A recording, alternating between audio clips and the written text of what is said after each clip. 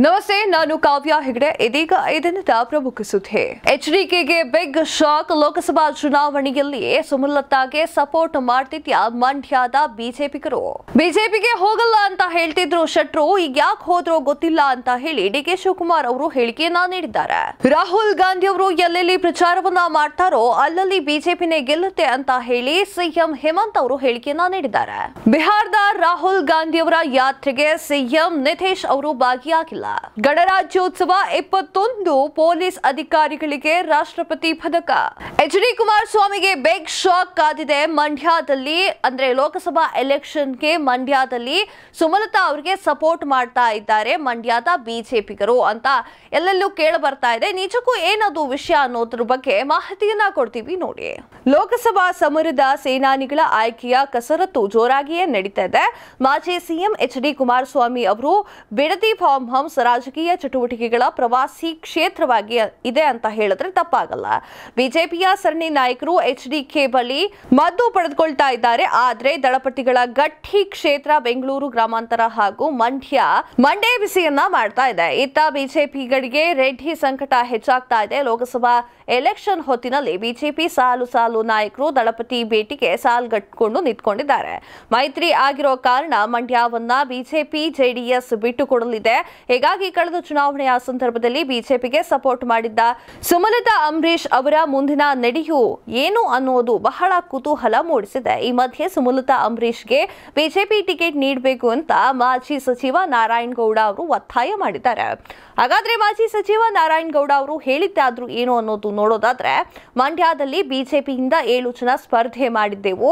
ಅಂದಿನಿಂದ ಬಿಜೆಪಿಗೆ ಸುಮಲತಾ ಅಂಬರೀಶ್ ಅವರು ಸಪೋರ್ಟ್ ಮಾಡಿದ್ದಾರೆ. ಮಂಡ್ಯವನ್ನ ಜೆಡಿಎಸ್ಗೆ ಯಾಕೆ ಬಿಟ್ಟು ಕೊಡಬೇಕು? ಈಗಷ್ಟೇ ಜಿಲ್ಲೆಯಲ್ಲಿ ಬಿಜೆಪಿ ಚಿಗುರ್ತಾ ಇದೆ. ನಾನು ಇದೇ ಜಿಲ್ಲೆಯದ್ದೇ ಗೆದ್ದು ಬಿಜೆಪಿ ಶಾಸಕನಾಗಿದ್ದೇನೆ. ಸುಮಲತಾ ಅಂಬರೀಶ್ ಅವರಿಗೆ ಬಿಜೆಪಿ ಟಿಕೆಟ್ ಅನ್ನ ಕೊಡಬೇಕು ಅಂತ ಆಗ್ರಹಿಸಿದ್ದಾರೆ.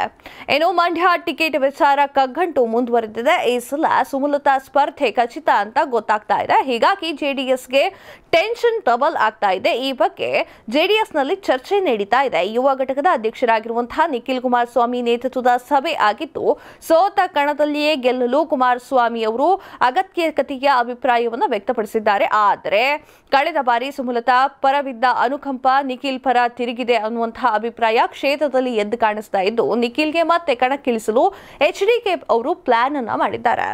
ಬಿಜೆಪಿಯನ್ನ ಬಿಟ್ಟು ಹೋಗಲ್ಲ ಅಂತ ಹೇಳ್ತಾ ಇದ್ರು ಶೆಟ್ರು, ಯಾಕಾಗಿ ಬಿಜೆಪಿಯನ್ನ ಬಿಟ್ಟು ಹೋಗ್ಬಿಟ್ರು ಅಂತ ಹೇಳಿ ಡಿಕೆ ಶಿವಕುಮಾರ್ ಅವರು ಹೇಳಿಕೆಯನ್ನ ನೀಡಿದ್ದಾರೆ. ಇದರ ಬಗ್ಗೆ ಮಾಹಿತಿಯನ್ನ ಕೊಡ್ತೀವಿ ನೋಡಿ. ಜಗದೀಶ್ ಶೆಟ್ಟರ್ ಅವರು ನಿನ್ನೆ ಕೂಡ ಬಿಜೆಪಿಗೆ ಹೋಗೋದಿಲ್ಲ ಅಂತ ಹೇಳ್ತಾನೆ ಇದ್ರು. ಯಾಕೆ ಬಿಜೆಪಿಗೆ ಸೇರ್ಕೊಂಡ್ರೋ, ಯಾರು ಒತ್ತಾಯ ಮಾಡಿದ್ರೋ ಗೊತ್ತಿಲ್ಲ, ಅವರ ಆತ್ಮಸಾಕ್ಷಿಗೆ ಬಿಟ್ಟ ವಿಚಾರ ಅಂತ ಹೇಳಿ ಕೆಪಿಸಿಸಿ ಅಧ್ಯಕ್ಷರಾಗಿರುವಂತಹ ಡಿಕೆ ಶಿವಕುಮಾರ್ ಅವರು ಹೇಳಿಕೆಯನ್ನ ನೀಡಿದ್ದಾರೆ.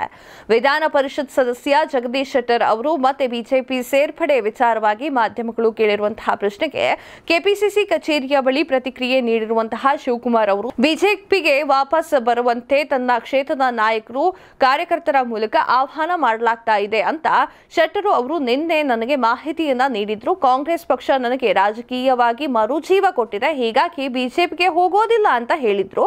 ಅವರ ಮಾತಿನ ಮೇಲೆ ವಿಶ್ವಾಸವನ್ನ ಇಟ್ಟು ಅವರು ಮತ್ತೆ ಬಿಜೆಪಿಗೆ ಹೋಗೋದಿಲ್ಲ ಎಂದು ಮೈಸೂರಿನಲ್ಲಿ ಮಾಧ್ಯಮಗಳಿಗೆ ಪ್ರತಿಕ್ರಿಯೆಯನ್ನ ನೀಡಿದ್ದೆ. ಈಗ ಮಾಧ್ಯಮಗಳ ಮೂಲಕ ಶೆಟ್ಟರ್ ಅವರು ದೆಹಲಿಯ ಬಿಜೆಪಿ ಕಚೇರಿಯಲ್ಲಿ ಪಕ್ಷ ಸೇರಿದ್ದಾರೆ ಅನ್ನುವಂತಹ ಸುದ್ದಿ ಬಂದಿದೆ ಅಂತ ಹೇಳಿದ್ದಾರೆ. ಅವರು ಹಿರಿಯ ನಾಯಕರು ಎನ್ನುವಂತಹ ಕಾರಣಕ್ಕೆ ಕಾಂಗ್ರೆಸ್ ಪಕ್ಷ ಅವರನ್ನ ಬಹಳ ಗೌರವದಿಂದ ನಡೆಸಿಕೊಂಡಿದೆ. ಇತ್ತೀಚೆಗೆ ರಾಮ ಮಂದಿರದ ವಿಚಾರದಿಂದ ಹಿಡಿದು ಬೇರೆ ಬೇರೆ ವಿಚಾರಗಳ ಬಗ್ಗೆ ಶೆಟ್ಟರ್ ಅವರು ಬಿಜೆಪಿಯ ವಿರುದ್ಧ ಅನೇಕ ಹೇಳಿಕೆಯನ್ನ ನೀಡಿದ್ರು. ನಾವು ಅವರ ಮೇಲೆ ಇಟ್ಟಿದ್ದಂತಹ ವಿಶ್ವಾಸಕ್ಕೆ ಧಕ್ಕೆಯಾಗಿದೆ ಎಂದು ಮಾಧ್ಯಮಗಳಿಗೆ ವಿಶ್ಲೇಷಣೆಯನ್ನ ನೀಡಿದ್ದಾರೆ. ವಿಧಾನ ಪರಿಷತ್ ಸಭಾಪತಿಗಳಿಗೆ ಕರೆ ಮಾಡಿ ಫ್ಯಾಕ್ಸ್ ಮೂಲಕ ರಾಜೀನಾಮೆ ಕಳಿಸಿಕೊಡುವುದಾಗಿ ಹೇಳಿದ್ದಾರೆ ಅಂತ ಅಧಿಕಾರಿಗಳ ಮೂಲ ತಿಳಿಸಿದೆ. ಅದನ್ನ ಬಲವಂತವಾಗಿ ಕರೆದುಕೊಂಡು ಹೋಗಲಾಗಿದೆ ಅಂತ ನನಗೆ ಗೊತ್ತಾಗ್ತಾ ಇಲ್ಲ. ಅವರು ಹೇಳಿಕೆಯನ್ನ ನೋಡಿದ ನಂತರ ಪ್ರತಿಕ್ರಿಯೆ ಮಾಡ್ತೇನೆ ಅಂತ ಹೇಳಿದ್ದಾರೆ. ಶೆಟ್ಟರು ಅವರು ದೇಶದ ಹಿತಾಸಕ್ತಿಯಿಂದ ಅಂದ್ರೆ ಹಿತದೃಷ್ಟಿಯಿಂದ ಮತ್ತೆ ಬಿಜೆಪಿಗೆ ಸೇರ್ಪಡೆಯಾಗಿರುವುದಾಗಿ ಹೇಳಿದ್ದಾರೆ ಅಂತ ಹೇಳಿದಾಗ, ಅವರು ಟಿಕೆಟ್ ತಪ್ಪಿದಾಗ ದೇಶದ ಹಿತಾಸಕ್ತಿ ಗೊತ್ತಿರಲಿಲ್ವಾ? ಕಾಂಗ್ರೆಸ್ ಪಕ್ಷ ಅವರನ್ನ ಗೌರವದಿಂದ ವಿಧಾನ ಪರಿಷತ್ ಸದಸ್ಯನಾಗಿ ನಾಮನಿರ್ದೇಶನ ಮಾಡಿದಾಗ ದೇಶದ ಹಿತ ಗೊತ್ತಿರ್ಲಿಲ್ವಾ ಅಂತ ಮರು ಪ್ರಶ್ನೆಯನ್ನ ಕೇಳಿದ್ದಾರೆ.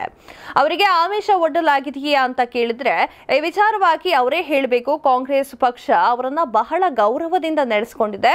ಅವರಿಗೂ ಆತ್ಮಸಾಕ್ಷಿ ಇದೆ, ನಮಗೂ ಆತ್ಮಸಾಕ್ಷಿ ಇದೆ.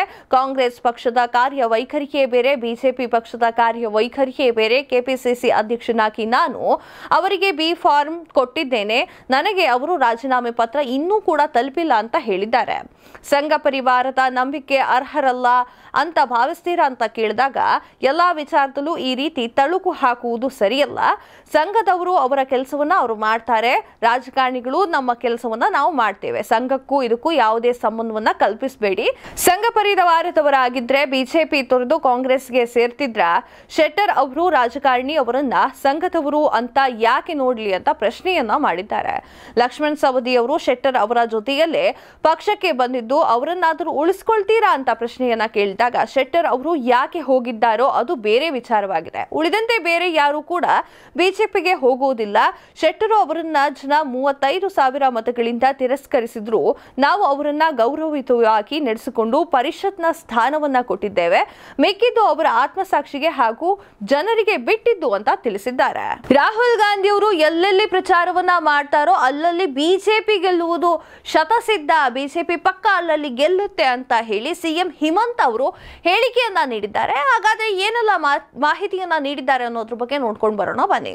ಭಾರತದ ಜೋಡೋ ನ್ಯಾಯ ಯಾತ್ರೆಯಲ್ಲಿ ಕಾಂಗ್ರೆಸ್ ನಾಯಕ ರಾಹುಲ್ ಗಾಂಧಿ ಅವರು ಅಸ್ಸಾಂನಲ್ಲಿ ಸಂಚರಿಸಿರುವ ಎಲ್ಲಾ ಕ್ಷೇತ್ರಗಳಲ್ಲಿಯೂ ಬಿಜೆಪಿ ಗೆಲ್ಲುತ್ತೆ ಅಂತ ಅಸ್ಸಾಂನ ಮುಖ್ಯಮಂತ್ರಿ ಹಿಮಂತ್ ಬಿಸ್ವಾ ಶರ್ಮಾ ಅವರು ಹೇಳಿದ್ದಾರೆ. ರಾಮ ಮಂದಿರ ಉದ್ಘಾಟನೆ ಸಮಯದಲ್ಲಿ ಅಸ್ಸಾಂನಲ್ಲಿ ಭಾರತದ ಜೋಡೋ ನ್ಯಾಯ ಯಾತ್ರೆ ನಡೆಸಿರುವುದು ಕೋಮು ಗಲಭೆಯನ್ನ ಸೃಷ್ಟಿ ಮಾಡುವ ರಾಜಕೀಯ ಪಿತೂರಿಯಾಗಿದೆ ಅಂತ ಸಿಎಂ ಅವರು ಹೇಳಿದ್ದಾರೆ. ಸುದ್ದಿಗಾರರೊಂದಿಗೆ ಮಾತನಾಡಿದ ಅವರು ರಾಹುಲ್ ಗಾಂಧಿ ಎಲ್ಲೆಲ್ಲಿ ಪ್ರಚಾರವನ್ನ ನಡೆಸುತ್ತಾರೋ ಅಲ್ಲಲ್ಲಿ ಬಿಜೆಪಿ ಪಕ್ಕಾ ಗೆಲ್ಲುತ್ತೆ. ಆ ಕಾರಣಕ್ಕೋಸ್ಕರ ಬಿಜೆಪಿಗೆ ಇವರ ಅಗತ್ಯ ಇದೆ ಅಂತ ಹೇಳಿದ್ದಾರೆ. ಲೋಕಸಭಾ ಚುನಾವಣೆಯ ನಂತರ ಗಾಂಧಿಯನ್ನ ಬಂಧಿಸಲಾಗುವುದು ಎಂದು ಮುಖ್ಯಮಂತ್ರಿ ಹಿಮಂತ್ ಅವರು ತಿಳಿಸಿದ್ದಾರೆ. ಭಾರತ ಜೋಡೋ ನ್ಯಾಯ ಯಾತ್ರೆಯ ವೇಳೆ ನಿಗದಿತ ಮಾರ್ಗವನ್ನ ಬಿಟ್ಟು ಗುವಾಹಟಿ ಗ್ರಾಮಕ್ಕೆ ಅಂದ್ರೆ ಗುವಾಹಟಿ ನಗರಕ್ಕೆ ಪ್ರವೇಶಿಸಿದ ಬ್ಯಾರಿಗೇಡ್ಗಳನ್ನ ಭೇದಿಸುವಂತೆ ಬೆಂಬಲಿಗರನ್ನ ಪ್ರಚೋದಿಸಿದ ಆರೋಪದ ಮೇಲೆ ಅಸ್ಸಾಂ ಪೊಲೀಸರು ರಾಹುಲ್ ಗಾಂಧಿ ಮತ್ತು ಇತರ ಹಲವು ಕಾಂಗ್ರೆಸ್ ನಾಯಕರ ವಿರುದ್ಧ ಪ್ರಕರಣವನ್ನ ದಾಖಲಿಸಿದ್ದಾರೆ. ರಾಹುಲ್ ಗಾಂಧಿ ಅವರು ಕೋಮು ಸಂಘರ್ಷವನ್ನ ಪ್ರಚೋದಿಸುವುದು, ಅಲ್ಪಸಂಖ್ಯಾತರ ಪ್ರಾಬಲ್ಯವಿರುವ ನಾಗಾಂವ್ ಮತ್ತು ಮೇರಿಗಾಂವ್ ಜಿಲ್ಲೆಗಳಲ್ಲಿ ಭಾರತ ಜೋಡೋ ನ್ಯಾಯ ಯಾತ್ರೆ ಕೈಗೊಳ್ಳಲು ಅಯೋಧ್ಯೆಯ ಪ್ರಾಣ ಪ್ರತಿಷ್ಠಾಪನೆ ಸಮಾರಂಭದ ದಿನವನ್ನ ಆಯ್ಕೆ ಮಾಡಿಕೊಂಡಿದ್ರು ಅಂತ ಆರೋಪವನ್ನ ಮಾಡಿದ್ದಾರೆ. ಜನವರಿ 18ರಂದು ಅಸ್ಸಾಂನಲ್ಲಿ ಪ್ರಾರಂಭಗೊಂಡಿರುವಂತಹ ಭಾರತ ಜೋಡೋ ನ್ಯಾಯ ಯಾತ್ರೆ ಇಂದು ಅಸ್ಸಾಂನಲ್ಲಿ ತನ್ನ ಪ್ರಯಾಣವನ್ನ ಮುಗಿಸಿದೆ. ಬಳಿಕ ಅಲ್ಲಿನ ಗೋಲಕ್ಗಂಜ್ ಮೂಲಕ ಪಶ್ಚಿಮ ಬಂಗಾಳವನ್ನ ಪ್ರವೇಶ ಮಾಡಲಾಯಿತು. ಯುಪಿಯಲ್ಲಿ 19,000ಕ್ಕಿಂತಲೂ ಹೆಚ್ಚು ಅಂದ್ರೆ 19,000 ಕೋಟಿಗಿಂತಲೂ ಹೆಚ್ಚು ಅಭಿವೃದ್ಧಿ ಯೋಜನೆಗಳನ್ನ ಚಾಲನೆಯನ್ನ ನೀಡಿದ್ದಾರೆ ಪ್ರಧಾನಿ ನರೇಂದ್ರ ಮೋದಿ ಅವರು. ಯಾವೆಲ್ಲ ಯೋಜನೆಗಳು ಅದರಲ್ಲಿ ಇದೆ ಅನ್ನೋದ್ರ ಬಗ್ಗೆ ಸಂಪೂರ್ಣ ಮಾಹಿತಿಯನ್ನ ಕೊಡ್ತೀವಿ ನೋಡಿ. ಉತ್ತರ ಪ್ರದೇಶದ ಬುಲಂದ್ ಶಹರ್ ಜಿಲ್ಲೆಯಲ್ಲಿ ಇಂದು ಪ್ರಧಾನಿ ನರೇಂದ್ರ ಮೋದಿ ಅವರು ಸುಮಾರು 19,100 ಕೋಟಿ ರೂಪಾಯಿ ವೆಚ್ಚದ ಅಭಿವೃದ್ಧಿ ಯೋಜನೆಗಳಿಗೆ ಚಾಲನೆಯನ್ನ ನೀಡಿದ್ದಾರೆ. ಸರಕು ಸಾಗಣೆ ಕಾರಿಡಾರ್ನ ನ್ಯೂ ಕುರ್ಜಾ ಹಾಗೂ ನ್ಯೂ ವೇರಾರಿ ನಡುವೆ ವಿದ್ಯುದ್ದೀಕರಣಗೊಂಡಿರುವಂತಹ 173 ಕಿಲೋಮೀಟರ್ ಉದ್ದದ ದ್ವಿಪಥ ಮಾರ್ಗವನ್ನ ವಿಡಿಯೋ ಕಾನ್ಫರೆನ್ಸ್ ಮೂಲಕ ಸರಕು ರೈಲಿಗೆ ಪ್ರಧಾನಿ ನರೇಂದ್ರ ಮೋದಿ ಅವರು ಹಸಿರು ನಿಶಾನೆಯನ್ನ ತೋರಿಸಿದ್ದಾರೆ. ಮಥುರಾ ಪಲ್ವಾಲ್ ವಿಭಾಗ ಮತ್ತು ಚಿಪಿಯಾನ ಬುಜುರ್ಗ್ ದಾರ್ಧಿ ವಿಭಾಗವನ್ನ ಸಂಪರ್ಕಿಸುವ ರೈಲು ಮಾರ್ಗವನ್ನ ಪ್ರಧಾನಿ ನರೇಂದ್ರ ಮೋದಿ ಅವರು ಉದ್ಘಾಟನೆ ಮಾಡಿದ್ದಾರೆ. ಅನೇಕ ರಸ್ತೆ ಅಭಿವೃದ್ಧಿ ಯೋಜನೆಯನ್ನ ಅನಾವರಣಗೊಳಿಸಿದ್ದ ಇವರು ಇಂಡಿಯನ್ ಆಯಿಲ್ ಗವಾರಿ ಪೈಪ್ ಲೈನ್ ಅನ್ನ ಉದ್ಘಾಟನೆ ಮಾಡಿದ್ದಾರೆ. ಸುಮಾರು 255 ಕಿಲೋಮೀಟರ್ ಉದ್ದದ ಪೈಪ್ ಲೈನ್ ಇದಾಗಿದ್ದು 700 ಕೋಟಿ ವೆಚ್ಚದಲ್ಲಿ ನಿರ್ಮಾಣವಾಗ್ತಾ ಇದೆ. ಸುಮಾರು 460 ಕೋಟಿ ವೆಚ್ಚದಲ್ಲಿ ನಿರ್ಮಾಣಗೊಂಡಿರುವಂತಹ ಒಳಚರಂಡಿ ಸಂಸ್ಕರಣಾ ಘಟಕ ಸೇರಿದಂತೆ ನವೀಕರಿಸಿದ ಮಥುರಾ ಒಳಚರಂಡಿ ಯೋಜನೆಯನ್ನ ಪ್ರಧಾನಿ ನರೇಂದ್ರ ಮೋದಿ ಅವರು ಉದ್ಘಾಟನೆ ಮಾಡಿದ್ದಾರೆ. ಬಿಹಾರದಲ್ಲಿ ರಾಹುಲ್ ಗಾಂಧಿ ಅವರ ಜೋಡೋ ನ್ಯಾಯ ಯಾತ್ರೆಗೆ ಗೈರಾಗಲಿದ್ದಾರಾ ಸಿಎಂ ನಿತೀಶ್ ಅನ್ನುವಂತಹ ಮಾಹಿತಿ ಎಲ್ಲಾ ಕಡೆಗೂ ಹರಿದಾಡ್ತಾ ಇದೆ. ಸುದ್ದಿ ತುಂಬಾ ಚರ್ಚೆಯನ್ನ ಮಾಡುವಂತಹ ಪರಿಸ್ಥಿತಿ ತಂದೊಡ್ಡಿದೆ. ನಿಜಕ್ಕೂ ಸಿಎಂ ನಿತೀಶ್ ಅವರು ಬರೋದಿಲ್ವಾ ಭಾರತ್ ಜೋಡೋ ನ್ಯಾಯ ಯಾತ್ರೆಗೆ ಅನ್ನುವಂಥದ್ದು ಮಾಹಿತಿಯನ್ನ ನಿಮಗೆ ಕೊಡ್ತೀವಿ ನೋಡಿ. ಬಿಹಾರದಲ್ಲಿ ನಡೆಯುತ್ತಿರುವ ರಾಹುಲ್ ಗಾಂಧಿಯವರ ಭಾರತ್ ಜೋಡೋ ನ್ಯಾಯ ಯಾತ್ರೆಗೆ ಸಿಎಂ ನಿತೀಶ್ ಕುಮಾರ್ ಗೈರಾಗಲಿದ್ದಾರೆ. ರಾಹುಲ್ ಗಾಂಧಿ ಅವರು ಭಾರತ್ ಜೋಡೋ ನ್ಯಾಯ ಯಾತ್ರೆ ಈಗ ಬಂಗಾಳದಲ್ಲಿ ಇದೆ. ಕಿಶನ್ಗಂಜ್ ಮೂಲಕ ಜನವರಿ 29ರಂದು ಬಿಹಾರ ಪ್ರವೇಶಿಸಲಿದೆ. ಜನವರಿ 31ರಂದು ಕತಿಹಾರ್ನಲ್ಲಿ ರ್ಯಾಲಿಯನ್ನ ನಡೆಸಲಿದೆ. ಈಗಾಗಲೇ ಲೋಕಸಭಾ ಚುನಾವಣೆಯಲ್ಲಿ ಈಗಾಗಲೇ ಲೋಕಸಭಾ ಚುನಾವಣೆಗೆ ಬಂಗಾಳದಲ್ಲಿ ಏಕಾಂಗಿಯಾಗಿ ಸ್ಪರ್ಧಿಸುವುದಾಗಿ ಮಮತಾ ಬ್ಯಾನರ್ಜಿ ಅವರು ಘೋಷಣೆಯನ್ನ ಮಾಡಿದ್ರು. ಈ ನಡುವೆ ಪಂಜಾಬ್ನಲ್ಲಿಯೂ INDI ಮೈತ್ರಿಕೂಟಕ್ಕೆ ಸಂಬಂಧಿಸಿದಂತೆ ಕಾಂಗ್ರೆಸ್ಗೆ ಹಿನ್ನಡೆಯಾಗಿದೆ. ಈ ನಡುವೆ ಬಿಹಾರದಲ್ಲಿ ಮಾಜಿ ಸಿಎಂ ಕರ್ಪೂರಿ ಠಾಕೂರ್ಗೆ ಭಾರತ ರತ್ನ ನೀಡಿದ್ದಕ್ಕಾಗಿ ಬಹಿರಂಗ ಸಭೆಯಲ್ಲಿ ಪ್ರಧಾನಿ ಮೋದಿ ಅವರಿಗೆ ಅಭಿನಂದನೆ ಸಲ್ಲಿಸಿದ ನಿತೀಶ್ ಕುಮಾರ್ ಬಹಿರಂಗವಾಗಿಯೇ ಕಾಂಗ್ರೆಸ್ ಅನ್ನ ಈ ವಿಚಾರವಾಗಿ ಟೀಕಿಸಿ ಹಲವಾರು ಬಾರಿ ಮನವಿಯನ್ನ ಮಾಡಿದ್ರು. ಕಾಂಗ್ರೆಸ್ ಸರ್ಕಾರ ಠಾಕೂರ್ಗೆ ಭಾರತ ರತ್ನ ಸಲ್ಲಿಸಲಿಲ್ಲ ಅಂತ ಹೇಳಿದ್ರು. ಜನವರಿ 26 ಗಣರಾಜ್ಯೋತ್ಸವದ ದಿನದಂದು 21 ಪೊಲೀಸ್ ಅಧಿಕಾರಿಗಳಿಗೆ ರಾಷ್ಟ್ರಪತಿ ಪದಕವನ್ನ ವಿತರಣೆ ಮಾಡಲಿದೆ. ನಿಜಕ್ಕೂ ಹೌದು, 21 ಪೊಲೀಸ್ ಅಧಿಕಾರಿಗಳಿಗೆ ರಾಷ್ಟ್ರಪತಿ ಪದಕವನ್ನ ನೀಡಲಾಗ್ತಾ ಇದೆ. ಹಾಗಾದ್ರೆ ಏನದು ಸುದ್ದಿ ಅಂತೀರಾ? ಇಲ್ಲಿದೆ ನೋಡಿ ಮಾಹಿತಿ. ಗಣರಾಜ್ಯೋತ್ಸವದ ಪ್ರಯುಕ್ತ ರಾಷ್ಟ್ರಪತಿ ಪದಕ ಘೋಷಣೆ ಮಾಡಲಾಗ್ತಾ ಇದ್ದು, ಕರ್ನಾಟಕದ 21 ಪೊಲೀಸ್ ಅಧಿಕಾರಿಗಳು ರಾಷ್ಟ್ರಪತಿ ಪದಕಕ್ಕಾಗಿ ಭಾಜನರಾಗಿದ್ದಾರೆ. ಶುಕ್ರವಾರ 75ನೇ ಗಣರಾಜ್ಯೋತ್ಸವದ ಸಮಾರಂಭ ನಡೆಯಲಿದ್ದು ಪದಕ ಪ್ರದಾನವನ್ನ ಮಾಡಲಾಗ್ತಾ ಇದೆ.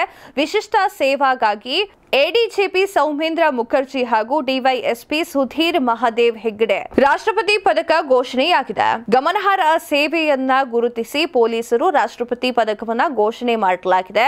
IGP Praveen Madhukar, IGP Raman Gupta, ASP Anil Kumar, ACP Shivagange ಪುಟ್ಟರಂಗಪ್ಪ, DYSP Raghukumar ಸೇರಿದಂತೆ ಹಲವರಿಗೆ ಈ ಪದಕವನ್ನ ನೀಡಲಾಗ್ತಾ ಇದೆ. Police inspector Mastenahalli Ramappa Harish, inspector Sanna Rangappa Veerendra Prasad, sub inspector Dadapeer Kannur, head constable Narasimharaju SN ಇನ್ನು ಹಲವರಿಗೆ ಈ ಪದಕವನ್ನ ಕೊಡುವುದಾಗಿ ಘೋಷಣೆಯನ್ನ ಮಾಡಲಾಗಿದೆ. ವಿಶಿಷ್ಟ ಸೇವಾ ಪದಕ ಭಾರತೀಯ ಸಶಸ್ತ್ರ ಪಡೆಗಳಲ್ಲಿ ನೀಡುವ ಒಂದು ಪ್ರಶಸ್ತಿಯಾಗಿದೆ. ಭಾರತೀಯ ಸಶಸ್ತ್ರ ಪಡೆಗಳ ಯಾವುದೇ ಶ್ರೇಣಿಗಳ ಹುದ್ದೆ ಹೊಂದಿರುವವರಿಗೆ ಉನ್ನತ ರೀತಿಯ ವಿಶಿಷ್ಟ ಸೇವೆಯನ್ನ ಗುರುತಿಸಿ ಆ ಪದಕವನ್ನ ನೀಡಲಾಗ್ತಾ ಇದೆ.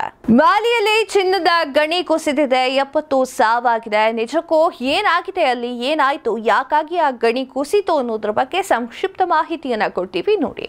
ಕೌಲಿಕೋರೋ ಪ್ರದೇಶದ ಗಂಗಾಭಾ ಜಿಲ್ಲೆಯ ಸಾಹಿಲ್ ಪ್ರದೇಶದಲ್ಲಿ ಈ ಘಟನೆ ನಡೆದಿದೆ. ಗಣಿಯ ಒಳಗೆ ಇನ್ನೂ ಹಲವಾರು ಸಿಲುಕಿಕೊಂಡಿದ್ದಾರೆ ಅಂತ ವ್ಯಕ್ತವಾಗ್ತಾ ಇದೆ, ಅಂದ್ರೆ ಶಂಕೆ ವ್ಯಕ್ತವಾಗ್ತಾ ಇದೆ. ಗಾಯಗೊಂಡವರ ಬಗ್ಗೆ ನಿಖರವಾದ ಮಾಹಿತಿಗಳು ಲಭ್ಯವಾಗ್ತಾ ಇಲ್ಲ ಅಂತೂ ವರದಿಯಾಗಿದೆ. ಸುರಕ್ಷತಾ ಮಾನದಂಡವನ್ನು ಅನುಸರಿಸಿದರೆ 200ಕ್ಕೂ ಹೆಚ್ಚು ಜನರು ಗಣಿ ಕೆಲಸದಲ್ಲಿ ತೊಡಕೊಂಡಿದ್ರು. ಈ ಅವಘಡ ಸಂಭವಿಸಿದೆ ಅಂತ ಮಾಲಿ ಸಚಿವಾಲಯ ಹೇಳಿಕೆಯನ್ನ ನೀಡಿದೆ. ವಿಶ್ವದ ಬಡ ದೇಶಗಳಲ್ಲಿ ಒಂದಾಗಿರುವಂತಹ ಮಾಲಿ ಆಫ್ರಿಕಾದ ಪ್ರಮುಖ ಚಿನ್ನದ ಉತ್ಪಾದನಾ ರಾಷ್ಟ್ರಗಳಲ್ಲಿ ಒಂದಾಗಿದೆ. ಸಾಹಿಲ್ ಪ್ರದೇಶದಲ್ಲಿ ಚಿನ್ನದ ಗಣಿಗಾರಿಕೆ ತುಂಬಾ ಅಪಾಯಕಾರಿಯಾಗಿದೆ. ಇಲ್ಲಿ ವೃತ್ತಿಪರ ಕಾರ್ಮಿಕರಿಗಿಂತ ಕೂಲಿ ಕಾರ್ಮಿಕರೇ ಗಣಿಗಾರಿಕೆಯಲ್ಲಿ ತೊಡಗಿಕೊಳ್ತಾರೆ ಅಂತ ಅಂತಾರಾಷ್ಟ್ರೀಯ ಮಾಧ್ಯಮ ತಿಳಿಸಿದೆ. ಇದೆಷ್ಟು ಈ ಹೊತ್ತಿನ ಸುದ್ದಿ. ಮತ್ತಷ್ಟು ಸುದ್ದಿಗಳಿಗಾಗಿ ನೋಡ್ತಾ ಇರಿ ಲೈನ್ ಟಿವಿ ಕನ್ನಡ.